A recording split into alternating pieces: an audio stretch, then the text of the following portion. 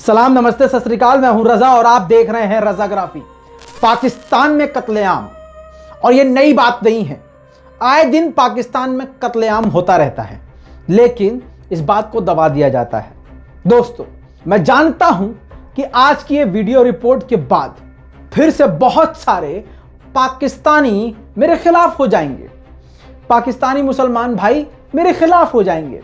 लेकिन एक बात बता दूं कि बदनाम मैं इसीलिए हूं क्योंकि मैं सच बोलता हूं, और मुसलमान होने का पहला सबसे बड़ा फर्ज यह है, जुल्म के खिलाफ बोलो। तुम कैसे मुसलमान हो जो जुल्म कर भी रहे हो, जुल्म देख भी रहे हो, जुल्म सुन भी रहे हो और खामोश भी हो। अगर तुम जुल्म नहीं कर रहे तो जुल्म देख के खामोश क्यों हो? इसका मतलब तुम जालिम के साथ हो। पाकिस्तान में आए दिन एक कौम है जो माइनॉरिटी में रहती है, मतलब मेजॉरिटी में जो लोग हैं वो अहले सुन्नत यानी सुन्नी हजरात हैं, और जिनकी कम तादाद है वो कहलाते हैं शिया। जी हाँ, ये शिया सुन्नी का मैटर आपको पता है। पाकिस्तान मुस्लिम देश है और बेहतरीन मुस्लिम देश होने का दावा करता है, लेकिन पाकिस्तान में एक समुदाय है जिस समुदाय को शिया के नाम से, शिया मुस्लिम के नाम से जाना जाता है। दोस्तों, इस शिया समुदाय को पाकिस्तान में आप सिर्फ गूगल पे इतना लिखिएगा, शिया जेनोसाइड इन पाकिस्तान। दोस्तों, एक साथ 100-200 लोगों को भी पाकिस्तान में शिया मुसलमानों को भी मारा गया है। दोस्तों, ये कैसा मुस्लिम मुल्क है जहां पर इस्लाम है, दीन है, और इसके बावजूद वहां एक मुसलमान का ही कत्ल कर रहा है। यह है सच्चाई। बहुत बुरा लगेगा, आज तो बर्दाश्त नहीं होगा, लेकिन मैं बता दूं, सच बर्दाश्त करना पड़ता है। अगर दम है तो बर्दाश्त करो, यही सच्चाई है। बलूचिस्तान में सैटरडे की रात को, आधी रात को, कोयले की खदान में काम करने वाले कुछ लोगों को, कारीगरों को, जिनकी उम्र ज़्यादा नहीं थी, लड़के थे जिनकी उम्र 18 से 25 साल के बीच में थी, उनको किडनैप करके आतंकवादी पहाड़ियों में ले जाते हैं और वहां पर उनकी आंखों पे पट्टी बांध देते हैं।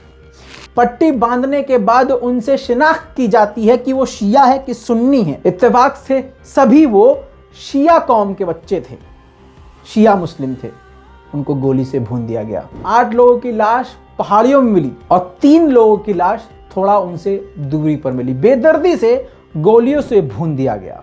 पाकिस्तान में शिया उलमाए दीन की यानी शिया मौलवियों को भी बहुत ज़्यादा बेदर्दी से हत्याएं की गई हैं। जी हाँ दोस्तों, गाड़ियों पे हमला, सर पे गोली मारना, उनके प्रोग्राम में, यानी वो जो प्रोग्राम अपना करते हैं, मुहर्रम का जुलूस करते हैं या कोई मजलिस करते हैं या कोई भी अपना प्रोग्राम करते हैं, उस पर अटैक होना, बॉम्ब ब्लास्ट करना, उस पर फायरिंग कर देना, मस्जिद के अंदर धमाके कर देना, ये कहाँ होता है? पाकिस्तान में होता है। कौन पाकिस्तान?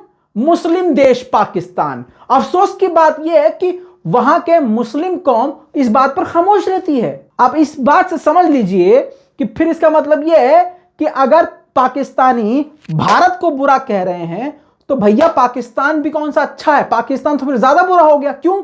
क्योंकि भारत में तो हिंदू लोग भी बहुत ज्यादा हैं, तो भाई जाहिर सी बात है टकराव तो होगा ही। लेकिन पाकिस्तान में तो सारे मुसलमान हैं, एक नबी के मानने वाले, एक अल्लाह के मानने वाले, एक कुरान के मानने वाले, एक दीन के मानने वाले, लेकिन इसके बावजूद इतनी नफरत है उन लोगों के दिल में एक कौम को लेकर कि उसको हमेशा निशाना बनाया जाता है। बलूचिस्तान में ज्यादातर शिया कौम पाई जाती है, शिया मुस्लिम समुदाय के लोग पाए जाते हैं, जिसको बराबर टारगेट किया जाता है। दोस्तों, इस हमले के बाद इमरान खान ने इसको आतंकवादी हमला बताया है और तुरंत इस पर कहा है कि जल्द से जल्द कार्रवाई हो।